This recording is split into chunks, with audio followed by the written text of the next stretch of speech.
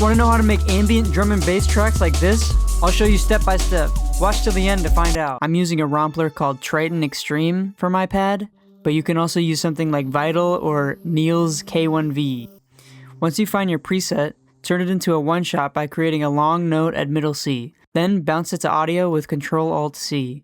Next, double-click it and drag the audio clip into an empty space on your channel rack.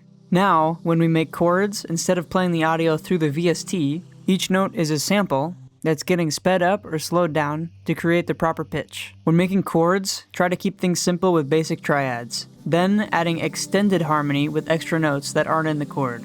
For example, I start with a basic C major to G major in first inversion, 1 to 5. And then I add a ninth to the C major chord and a ninth to the G major chord, and using my ears to fill in a melody. Next, I'm putting a granulizer on my chords, which will pretty much play the sample a bunch of different times at different speeds and pitches in the form of grains, adding a lot of movement. The plugin I'm using to achieve this is Emergence, which is free. The main knobs to play around with are going to be grain count, which changes how many times each sample is played, increment, which will change where the playback head is going and how quickly, time, which determines how fast the grains are being shot out from the playback, pitch, which obviously changes the pitch of them, try intervals like 5, 7, and 12, and length, which determines how far each grain goes.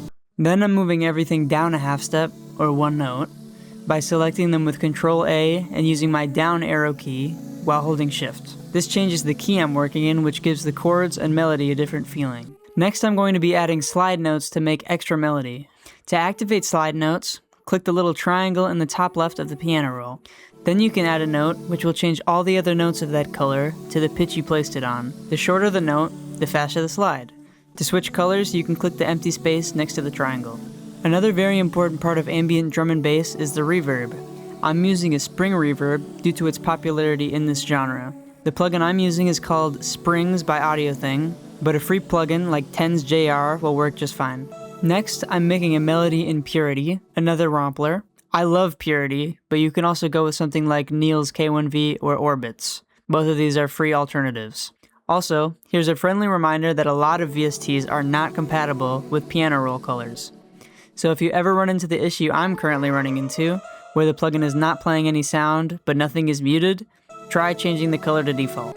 There really isn't much to say about melodies. There is some theory behind it, but there is so much freedom to be had in creating them. The way I like to think about it is in phrases or sentences.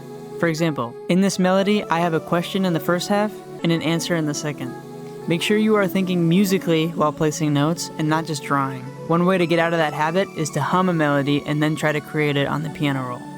I felt that the octave I had the melody in was interfering with my chords, so I moved everything up an octave to make room for them. Next, I'm making a second melody to complement the first. One way I like to think about this is two instruments singing together. They have different melodies, but one is focusing on creating harmonies to complement the first, while the other is creating phrases. In this situation, however, I'm making two distinct phrases that work together, similar to a duet. Now I'm making the 808, or bass, which is obviously another very important part of ambient drum and bass. Typically in this genre, you hear very long-lasting subby 808s. I left 2 links below to free drum kits with various 808s in them, if you don't have any. As for arranging your 808s, it's very important that you use notes in the chord. A lot of people say to follow the bass notes of your chords, but you don't have to. One tip is to bring the 808s up a few octaves so you can hear the notes better. Also, make sure your 808s are tuned to C before you start, or else you'll have no idea what the notes are actually playing. For the rest of the drums, we're going to be pretty much using exclusively live samples, as is a staple for this genre. I don't like dragging in loops and calling it a day, so I will be piecing together multiple loops and running it through some effects. I found the snare sound I liked, so I'm laying out a foundation on the second and fourth beats to create a consistent pattern. Then I am periodically breaking this pattern to make the loop more interesting. Next, I found a hi-hat sound or something that I'm going to be using as a perk. My main objective for this is to fill in dead air and create another, much less predictable pattern that complements the pattern of the snare. And now I'm doing the same thing once again, with a little shaker loop and snare to layer over the first snare and add a bit more of an intricate pattern to everything else that's going on. Now, I'm programming a kick to land when the 808 hits. I'm also trying to find the notes where the kick blends best with the 808. You don't have to do this, but I felt like the kick was hitting significantly harder on some of the 808 notes, and I wanted it to be more consistent. Next, I'm routing all of my drums to one channel instead of the master channel, which is going to be my drum bus, where I'll add my effects later.